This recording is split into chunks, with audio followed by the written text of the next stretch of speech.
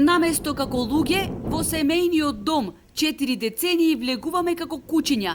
Од ипатеката која води до куќиниот праг е широка само 60 сантиметри, вели охриѓанецот Славе Трајановски, кој во далечната 1985 година изградил куќа во центарот на градот, врз основа на урбанистички план кој предвидувал отворење на улица која ќе му обезбеди пристап до дома.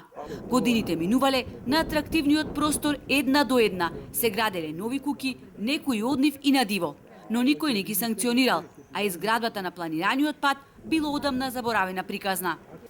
Сето ова што досега не е решено по урбанистичниот план, кој тогаш донесен и по кој ние изградивме објекти, по се изгледа е во прашање или корупција, или нешто друго е опрашање. Одредени личности кои беа на положај, го користеа положајот и се носеа со такви решења, какви што му одговарат на тој кој го прекршил законот. Семејството Трајановски дома доаѓале минувајќи низ соседниот имот, кој повеќе не може да го користат, бидејќи деновиве сопственикот го заградил и тие сега буквално нема како да влезат во сопствената куќа. Не знам. Многу пати мои пријатели викаат купи си хеликоптер, па влези си со хеликоптер.